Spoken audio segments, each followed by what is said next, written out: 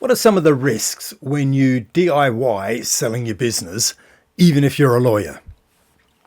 In this episode, I'm talking to Jay Sahota. He started his own legal practice, went into partnership, got out of that, and then built a business, grew it on his own, sold it, had some phenomenal growth. Jay shares his story, some of the lessons he learned along the way, what he wished he did different, and it's a great episode. Hope you enjoy it like I enjoyed having a chat to Jay. Welcome to the podcast that's dedicated to helping business owners to prepare for exit so you can maximize the value and then exit on your terms.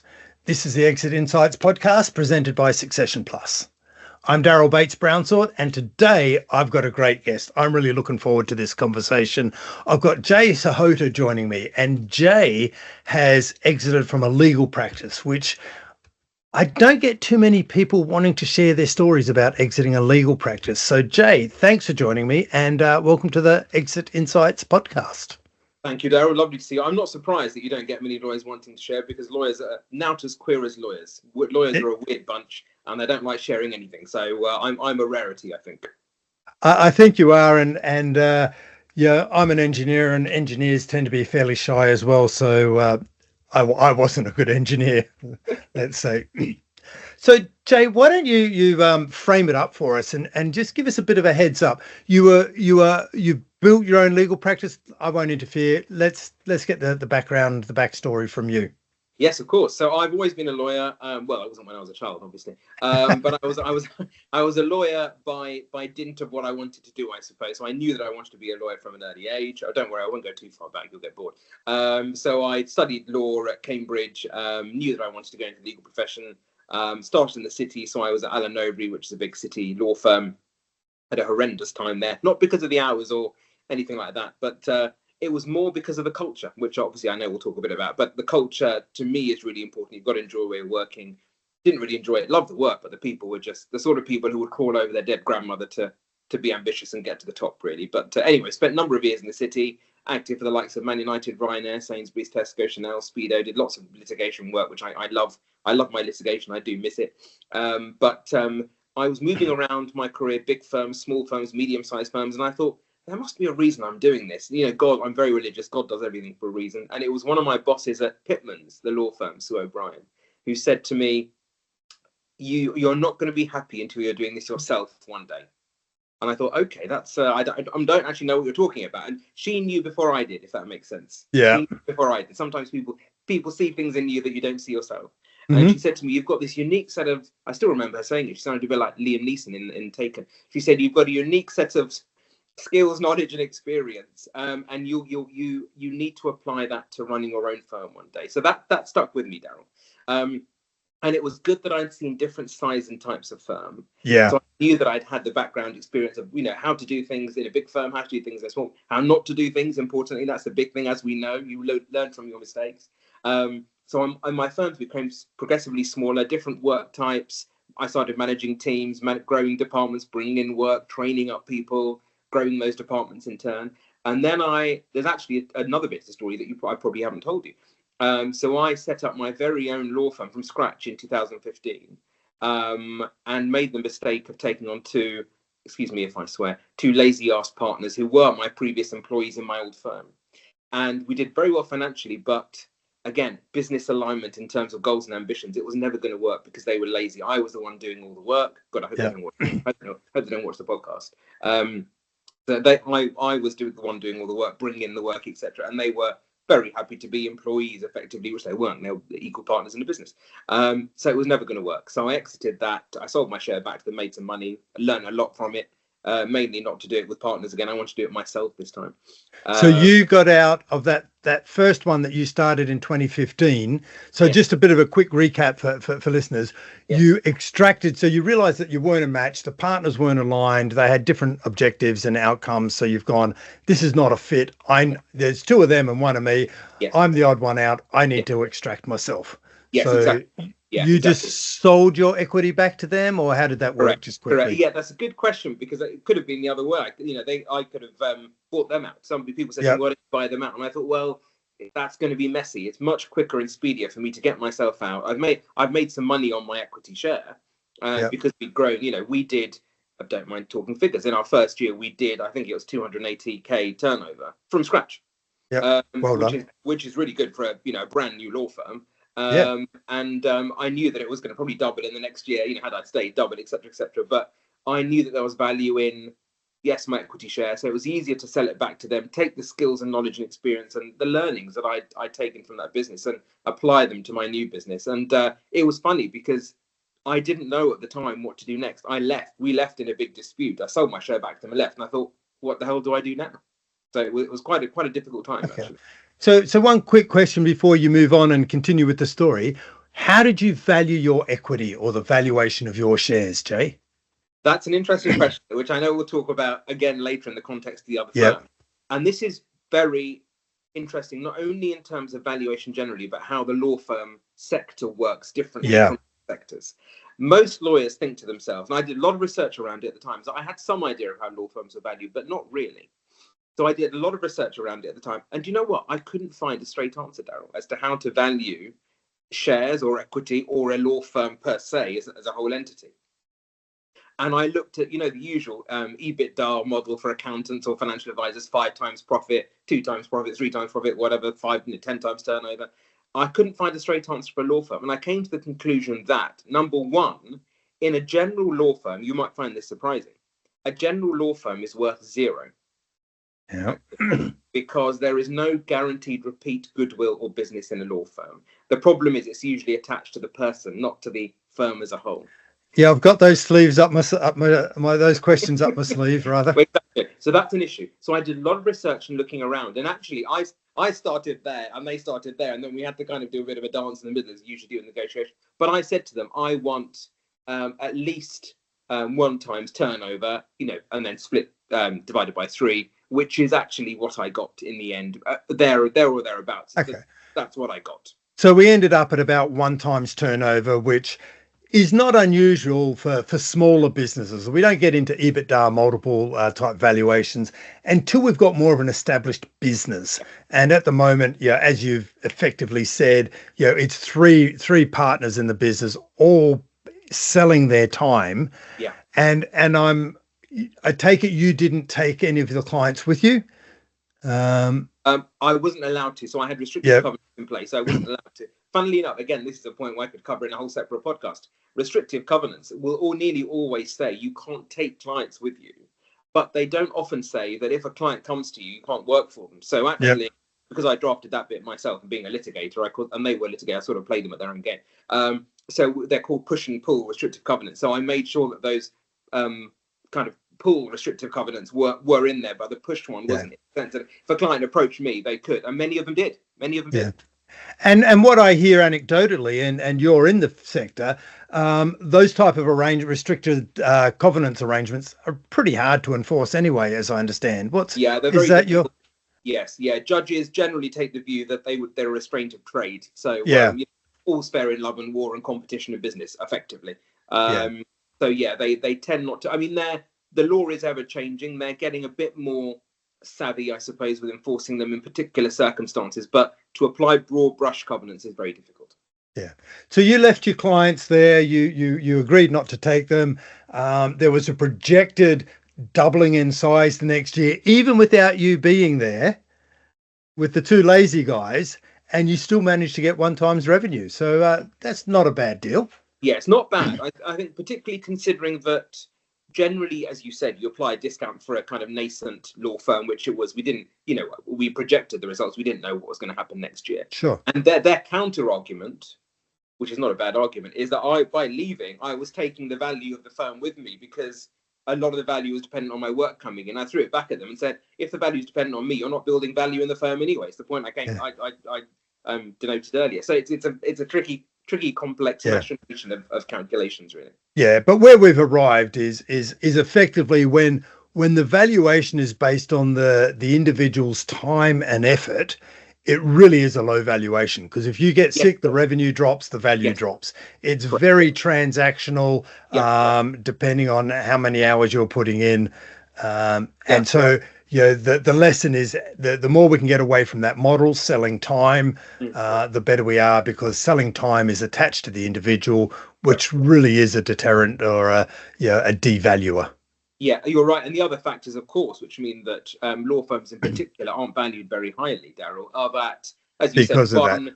one, valuing on time, so it reduces the value automatically. Two, there is no automatic repeat business or goodwill in a law firm as opposed to the individuals. And Yeah. three, generally, when people are buying a law firm, I know of stories, people that are going to comment it later, I don't want to predict too much, where people have said, I'll give away my law firm or I will pay you to take it off me, because you've got so many liabilities, professional indemnity insurance, you've got compliance and regulation, you've got all the liabilities of running a firm, you've got runoff cover. A big one is runoff cover that you have to pay for firm. You become a successor practice if you buy a law firm. All those sorts of things generally mean that you start at zero and then add in value where you can, which is usually not very much, actually. Yeah. Okay, so you exited the business. You weren't sure what you were going to do next. What happened? Well, I prayed, as I usually do when I'm not sure of what's going on, and I met an old dude. I could call him other things starting with D, but I met an old dude networking, and he said a lot of this is wrapped up in litigation, past litigation. So I don't mind being transparent about it, but I just hope they're not watching it. A chap who said, I'm gonna sell my law. I want to sell my law firm. I'm retiring. He was 55-ish at the time. He said, I want to retire and sell my law firm. No, sorry, 65. And he said, I want to sell my law firm. And therein lies the issue. As we've already identified, he hadn't done the exercise of building value in the firm. He was hoping to get X for it and wanted to sell it, but hadn't planned ahead. You need to plan right at the start to exit in due course. Basically, he'd done none of that at all. So I met him networking. He said, I want to sell my law firm. Do you know of anybody? And stupidly, at the time, I thought, I think it was a mixture of stupidity, arrogance, and greed. I thought, I'll buy a law firm. Why not? And I came home to my wife and said, I've just done a handshake on buying a law firm. She said, you idiot, why have you done that? Wise woman. Well, she's always, they're always right, aren't they? They're always right, unfortunately. I've learned that over the years, so I don't question her anymore. I just do that. But no, she's been a great source of support and wisdom. She's fantastic. She's had background in the law herself, DLA Piper. She was an accountant at DLA Piper. But anyway, so I thought, yes, I'll buy the law firm, not really knowing what I was doing, but harking back to the words of my partner who said, do this yourself. As in, not being racist, as Indians, I had an entrepreneurial flair anyway. With entrepreneurial flair in my family, have your own business, do this yourself, etc. Don't have any staff. Don't be a staff member. So I thought, why not? I was ambitious, young, wanted to do something for myself, wanted to grow something and put a mark on the Kent legal market, I suppose. And why not? Right. So this time you're buying a practice. How did you value it? That's an interesting question. Again, we went back to square one and thought, right, how do we value it this time? And this we adopted quite an interesting model, because I effectively wanted it to be, and again, this is turning the lens on myself this time, I effectively wanted to be a cost neutral purchase. And I wanted it to be an earn out whereby the old owner would stay on for 5 years. And nice. I would, because he had a lot of contacts, reputation in the industry. So I wanted him to transition the handover properly and maintain those contacts and relations with the firm. So the business was really dependent on him as a key individual by the sound of it. Yes, it did. Very much. Yeah. I think he was the one who had the clients, the contacts. He was the one doing the billing. There wasn't much intrinsic value in the firm, which obviously was in my favor when buying a firm. You want the opposite when you're selling a firm, obviously. That's what we're here to talk about. We're talking about understanding the value, how to value a business, and from a business owner's perspective, how do we create that value so that we can walk away without a 5-year earnout, ideally without an earnout as well. What do we have to do to our business to reduce or eliminate owner dependence and create value and have a successful earnout, a successful exit without an earnout? So this is great information. Yeah, so no, the way I did it with him is that I structured it so that effectively it was cost neutral. I was paying him a certain sum every month, which was less than the sum I knew that he would bill every month. So effectively, the money came from his billing anyway. There were some other elements, but I knew the money would largely come from his billing, and I would be able to, wipe my face. It was a neutral deal effectively. There were other more complex elements, but generally that was the equation that I used here. Yeah. And so you're now back in practice, so you could find new clients while you're transitioning him out of his existing clients. Exactly right. And growing it. I mean, what I didn't appreciate was the amount of rubbish I had to clear up when I took over the firm. So, I mean, it's good I wasn't paying a huge amount for the business because I had a lot to clear up and I was improving it and growing it all at the same time. But again, I could put my own mark on it. The advantage of it not being a massive practice and the fact that he hadn't put his dent on it so much that this is how the practice was structured, it was more about him, meant that I could build the practice in my own light effectively. Yeah. Okay. And magnitude of this practice, was it smaller than the one you left or bigger? How did it compare? Okay. So we had, when I took over, we had 9 staff in 2017, summer 2017. I knew that I wanted to grow it, improve it. And I knew that the Kent legal market was quite poorly served by that size of firm, which could offer really exceptional client care, big but not too big, really good protocols and procedures, fantastic staff, really good team, delivering everything. I could train the staff up, bring them up in my vision. Because of my experiences in the city, I was very badly bullied in the city. So I knew that I could be an empathetic leader who would understand my staff. It's all about the people. The value is all about the people at the end of the day. So I wanted to bring all that into my new firm. Okay. So we've agreed a cost neutral way to acquire the business. Nice. If you can make that work. You agreed a 5-year earn out for the founder of the business who, if he'd prepared his business to better, I wouldn't have had to do that. How long did he last in his earnout? Given that most earnouts, that we're aware of, most earnouts in that type of size and magnitude, they'll work a bit and they'll think at the time that I can do a 5-year earnout, no worries. But if he's already 65, how long did he last? Well, two answers, two bits to the two prisms to the question. One is that he lasted as long as I lasted, effectively. So he did last. He went the course because he wanted his money from me paying him every month. Yep. But I sold my firm. I sold the firm that I'd acquired before his earnout expired. So that made it slightly more complicated. Because I was approached to sell the firm. We had about, I'm trying to think when I was approached. So by the time I sold, we had 89, 200. We had about a year left of his earnout, basically. Okay, so about 4 years in. So just again in ballpark figures, you had 9 staff when you took the reins. How much had it changed over the period of 4 years? Dramatically. So our turnover went up from, I'm trying to remember the figures now. Let's say it went up multifold, and we went from 9 staff to 53. 9 to 53 in 4 years. Yeah. Actually, that was most of that growth was within 2 years. It was in just over 2 years. Okay. One mistake I made probably was to grow it too quickly. So actually, it was bigger than that at one stage, and then I reduced it slightly. So at the point of selling it, we had 52. One had left. 52 staff. So what did you focus on? Because if you're growing that quickly, you've got marketing, you've got recruitment, you've got systems and infrastructure, you've got premises even. Yep. Where I get that half of it was through lockdown and what have you, but so there's a whole lot going on there for a business owner with such fast growth. What were your priorities? At first, I wasn't sure what they were, and it was all a bit, I just want to grow. I mean, I'm the first to admit I made mistakes when I was growing the firm, and I became greedy and ambitious and thought I want to grow it for the sake of growth, effectively, and just be the biggest firm and do this better than that and the other. So I grew and then had to bring it back quite a bit and then focus on, as you say, the things that are really important. And actually, the two things that were important were, one, the team, building the right team, because I knew the right team would deliver such exceptional client care. I wouldn't have to worry too much about bringing in ridiculous amounts of new work because they would get repeat work from delivering such good care. The clients would give them repeat work and referrers, etc., etc. And the right team would stay with me and build value in the business. And the other thing I did quickly, within about a year of taking over, Daryl, and hopefully you will endorse this, is that I knew that I had to get off the tools. Yes, totally. First I was on the tools, so I had to get off the tools quickly. I stopped litigating and I went out, and my main job was to look for new work and build those contacts. Yeah.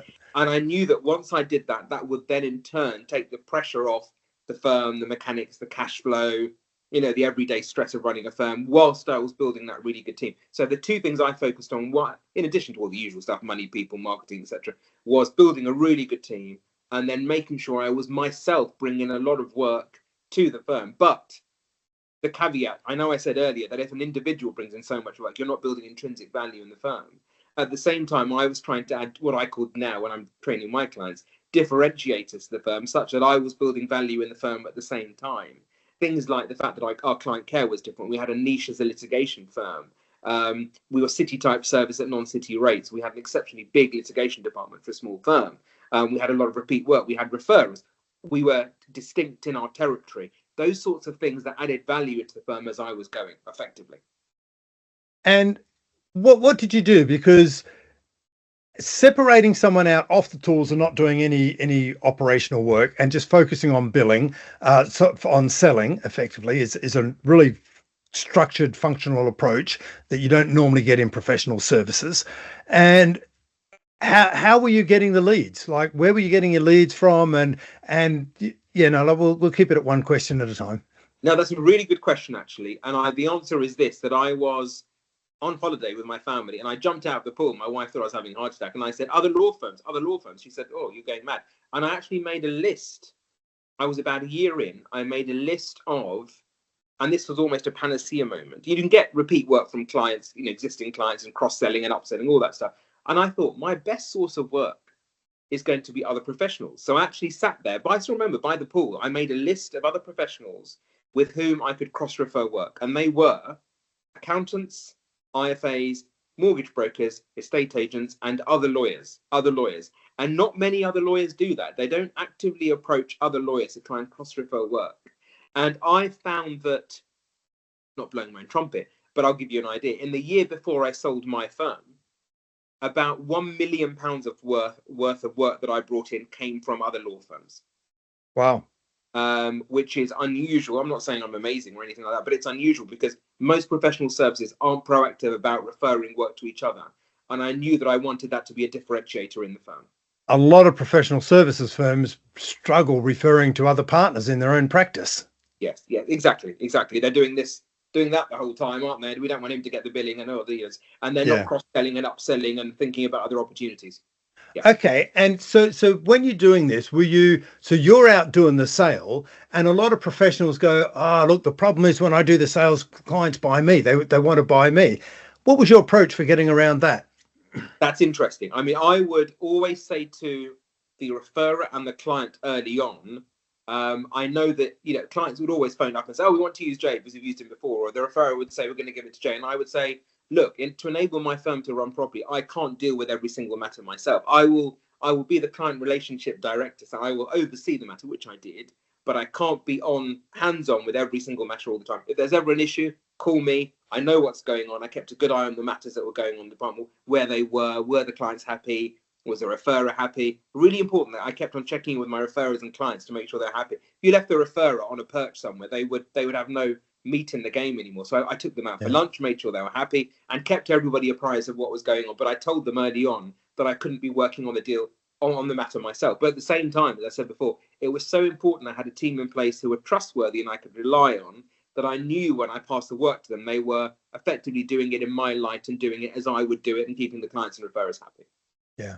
So you mentioned earlier that you described the proposition, city law firm style, regional rates and what have you. So you're positioning the firm and trying to create some differentiation. Yes. You've talked about a team-based approach. When you're in there selling, I'm trying to ask this as an open question, but you're positioning the team is by the sounds of it. Did you use their names or did you just mention the team? I would always use their names. Yeah. Okay. I'd always made it very personal. And I would make sure that everybody applied the same methodology when they were converting new clients, for example, or delivering client care or talking to clients. And I was always very, very good at showing the face of my team to prospective clients and referrers and vice versa. So they come in, meet the team, they'd know who the team are, because it was about the people. For me, it was about the people. It wasn't just, clients want to see personalities. They don't want to see a nondescript team. They want to see people delivering solutions to them. Yep. And what you're talking about there, by the sounds of it, is that they always had a relationship with more than one person in the business. So you Always. spread the relationship risk. Yes, So if Jay leaves, they go, yeah, it doesn't matter. I can go talk to Tom, Dick, or Harry, or whoever else is in the practice who I've got a exactly. relationship with. The client doesn't risk walking out as soon as Jay or whoever accounts heads the account leaves, which is Correct. what happens in a lot of Correct. similar Yeah, businesses. and that was deliberate, Daryl, because I knew that coming back to my old owner, the person who sold to me, the clients only knew him. They didn't know anybody Yeah, else. Whereas I want the clients to, and the other people were faceless. I wanted the clients, the referrers, to know my team so that, God forsake, I got hit by a bus, there would still be value in the business because they would have other people to refer to. They knew who everybody was. yep. So there's a bit of forward thinking there. And at the previous, it was basically, it sounds like a one owner and nine helpers Yes. in the background just to create, but everything went through him. He was like a Yeah. hub in a bicycle wheel. Everything went through him, and it was all under control. Yeah. But if anything should have ever happened to him, it all would have come down like a house of cards. Yes. And I think he knew that. And I think that's why he wanted to sell it. Yeah. Okay. So we've grown it to from 9 to 50 odd people over a short time frame. What about systems, and how do you make sure that when you build something that fast, that it's built on a solid foundation? Very good question. I very soon after taking over the firm, I brought in a client relationship manager. And I knew that I needed a client relationship manager and effectively an office manager who was dealing with processes, systems, procedures, etc. Because I was off busy bringing in the work and then managing the client relationships and then managing the team. So I needed people to take the pressure off me by putting in place systems, processes, procedures. So the client relationship manager would deal with the client side of process, making sure that clients were converted properly, they were followed up properly, they came into the system, into the firm. She checked in with them to make sure everything was okay. The clients went through a system and they were happy. And Yeah. then the office manager made sure that all the systems and processes of the firm were mapped out properly and they were implemented. Because Brilliant. we've got, in a firm, we've got regulation compliance, the SRA, GDPR, computer systems, etc., etc. So I made sure that the right people were delivering the right bits for their skill sets. What I didn't want to do is just pretend I could do everything myself, because I couldn't really. Awesome. So I was very keen to make sure that I had people around me. Sometimes people who knew much more than I did about certain areas, and I didn't have that arrogance at all. You know more, you go and do that. Basically, I wanted people around me who were better than I was at the bits that they were doing. So so that they could take the burden off, and I could focus on the bits that I needed to, and the other staff could do what they needed to. Brilliant. Okay, so we've got the business, it's grown, we've built a sustainable model, and I'm going to skip over a whole lot. We're 4 or 5 years in. We've got it from 9 to 50 odd people. At what point were you thinking about exit at this stage, or what No, brought that on? not. I wasn't at all, actually, Darryl. I wasn't at all. Because I was enjoying running the firm. Okay, don't get me wrong, it was stressful because, it's like running a nursery, isn't it? 52 staff. Mm. It's changing nappies and giving them milk all day, basically. No, they're all good. Don't get me wrong, they're a good team. But I was made an offer to sell during COVID because the owner, a non-lawyer, wanted to use the firm as a platform to take up other firms in Kent and take over other firms. So at first I said no. I said, I'm fine, thanks very much. And they persisted, came back to me a number of times and said, look, we won't interfere. We'll let you get on with it. You'll have a small earnout.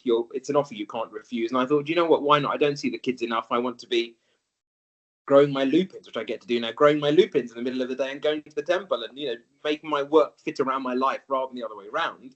So I thought, why not? So I sold. And I subject to, again, I've got to be careful because I'm in litigation with the new owner, unfortunately, so I've got to be careful about what I say. But not the easiest process, but I still don't regret having done it. Okay, so just at a headline level, this time, how was the business valued? A very interesting question. I knew, well, it was almost shoe on the other foot because I knew that I had in my mind a certain valuation. And I want, again, completely different dynamics because we've looked at the different models so far. It can either be a portion of turnover or it can be zero. It's never going to be EBITDA, etc., etc. So I knew in my mind that I wanted a portion of profit, effectively, a portion of the profit, because we were quite profitable by that stage. And I got what I wanted. They, in a weird sort of way, they did all the running. I did very little of the running on the valuation. I let them do the running. And the cheeky bit here is, don't tell anybody else, is I knew that they didn't know much about how law firms are valued. So I wanted them to think, actually, let's value this as we would any other business, and propose a valuation. And even the initial valuation, we have to get it up a little bit, but even the initial valuation wasn't far off what I wanted, actually, because they weren't as entrenched in the mechanics of buying and selling law firms, which I am now, because I advise others on the same. And I thought, why not? We'll let them propose that, and then we'll come to an agreement, which we did. Okay. So we got the price, and the price is in around the right ballpark. What else did you consider about the deal, Jay? Was there, like you mentioned, a short earn out, culture, fit, what they wanted to do with the business? What was important to you in your considerations? The main thing for me was the money was obviously important. The fact that I didn't want to be there forever was important. I wanted the staff to be happy. And so I tried to, as best as I could, again, subject to what's happening now, I tried as best as I could to make sure that there was a good fit in terms of where I knew they wanted to take the business and the staff. And also things like investment. I wanted them to come in and invest in the firm so we could take it to the next level. Their knowledge and skills of running a business, and the continuity element in that respect. I didn't suddenly want it to be a much bigger firm or a much smaller firm. I wanted it to be a firm of the same sort of ilk, regardless of what they did with it. And again, interestingly, talking about money again, I didn't want it to be an earn out.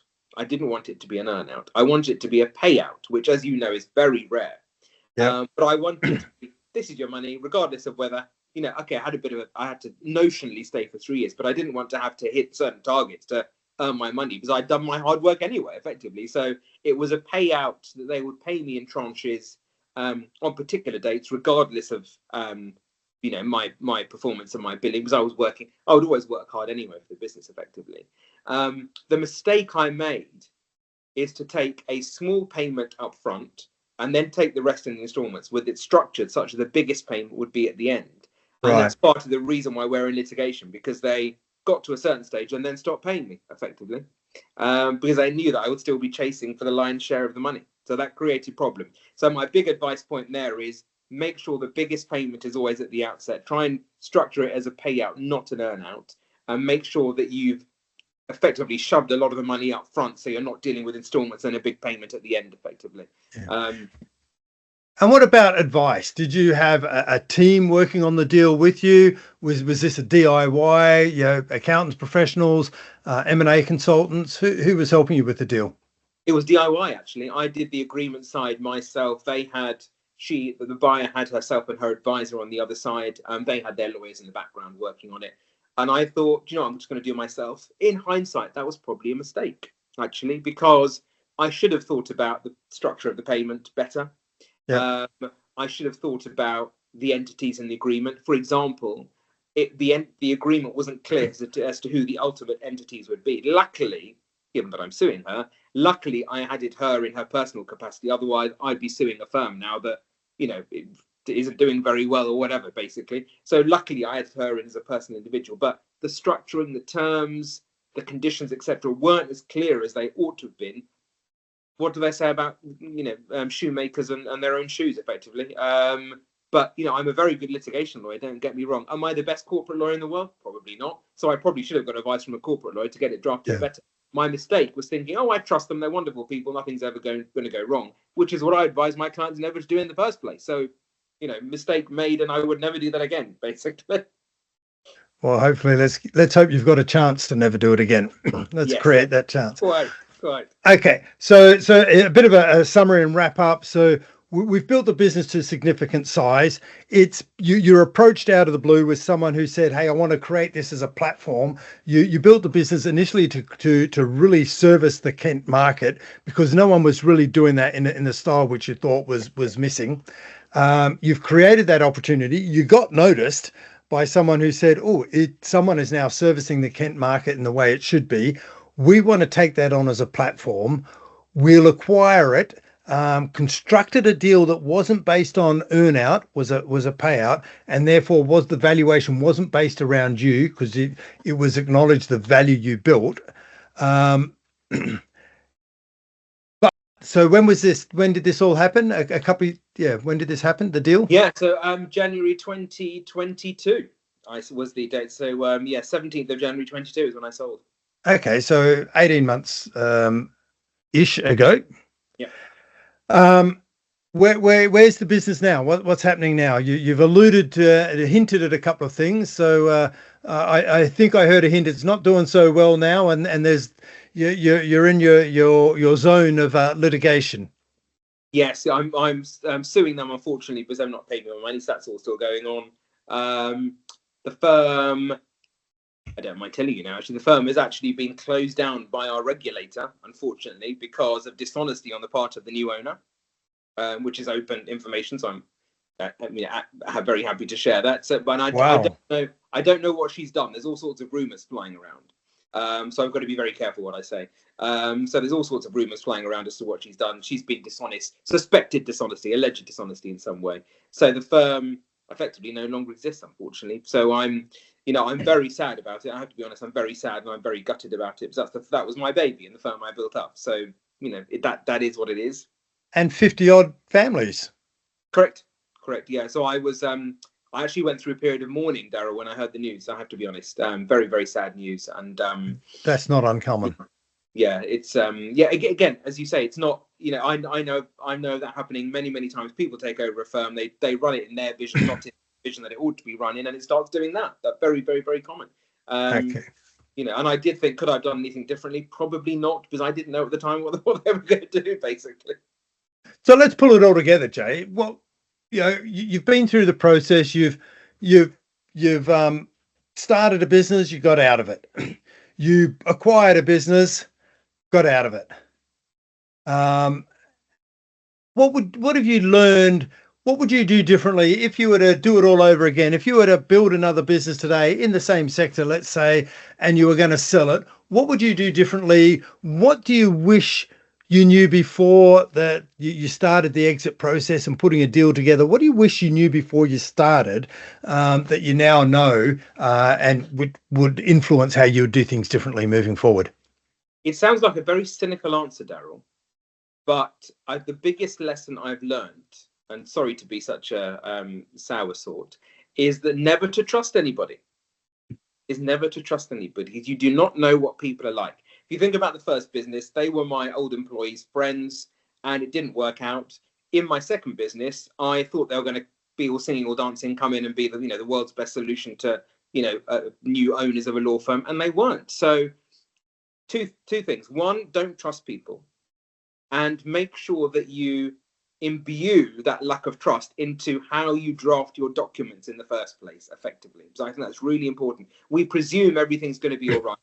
And that two things happen. We don't plan properly at the outset because we think we're always going to get on. It's always going to be lovely jubbly. So we need to make sure we're protected in our agreements. And secondly, the other prism, I suppose, side to the question and the answer is that we need to start planning early. If we know we want to exit eventually, we need to make sure that we're planning early and making sure that we have all the right provisions in place, both in the firm and then in the ultimate agreement, effectively.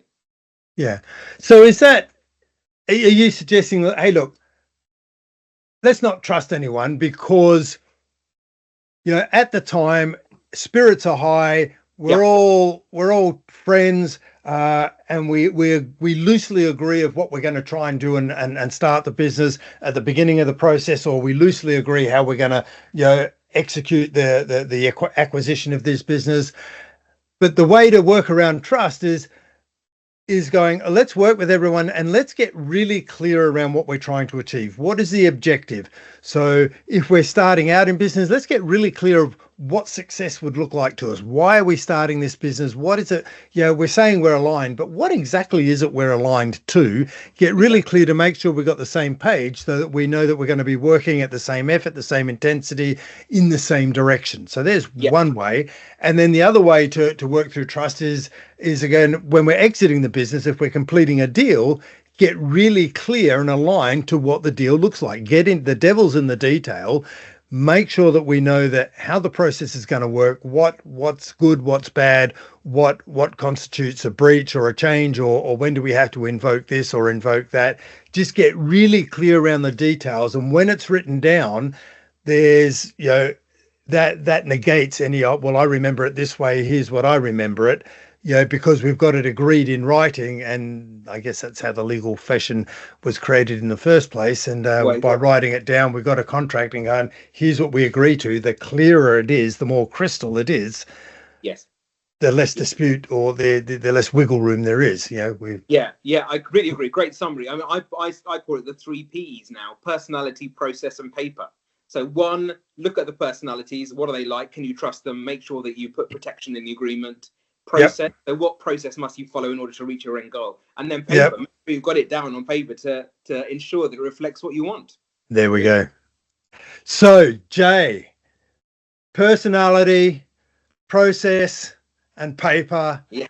They're the 3 big learnings that anyone should take out of this conversation around, how do I get clear if I'm going to start a business? And the big tip, when I'm exiting my business, let's get really clear around what it is, what are the details of the deal look like. And I think we can even add in there, getting a good commercial lawyer who's done it a stack of times to make sure, hey, here's some traps for new players. Let's make sure you avoid those. Exactly right. Always have an advisor. Don't be scared or as I was arrogant, thinking that you can do it all yourself. Always have an advisor by your side. Really important. Brilliant. So there's our learnings, Jay. Well, what are you doing now? You've exited the business. It was 2 years ago. I'm sure the litigation isn't taking up all of your time. What is it you're working on now? Well, I love doing what I'm doing now, and it's given me freedom and quality of life and time with the kids, and I love my work. I'm helping other law firms now, effectively, Daryl. So I am a mentor, non-executive director, and a trainer to law firms, all different shapes and sizes. And I run workshops on things like time recording, costs, pricing, fees, commerciality, billing, client care, conversion, etc. Learning all my learnings that I've picked up in big firms, small firms, making mistakes, doing things the right way, wrong way. I now imbue into my learning with law firms, and I train them and all this sort of stuff. And I love it. Absolutely love it. So if you want to learn from Jay's mistakes and not repeat them yourself and save a whole lot of time in running and building a law practice and scaling it up pretty quickly by the sounds of it, you're helping others do that now. Exactly right. We'll share, or if anyone wants to get in touch with you and get some help with that, we'll put all of your contact details in the show notes. But Jay, look, I really appreciate you being so open and honest and sharing all of your exit insights and what you've learned from the School of Hard Knocks. Thank you, Darren. Not at all. It's a real pleasure. Lovely to see you, and thank you for your time. Really appreciate it. Cheers. I hope you enjoyed this episode of the Exit Insights podcast. If you haven't already, now's a good time to subscribe and get notified of all future episodes. Now, if you're planning to exit and sell your business one day, you want to be sure that it's exit ready when you're ready to exit and with the numbers that work for you. Now, this is going to need some planning. Now, the Business Sellability Scorecard is a good place to start. Just answer a few short questions about your goals and your aspirations for your business and your succession, and you'll get a report and a score for you, your business, and your numbers. As many of our guests have already said, don't wait until it's too late. Don't wait until you're ready to sell. Start your exit planning now to make sure that you're one of the 20% of business owners who successfully exit their business.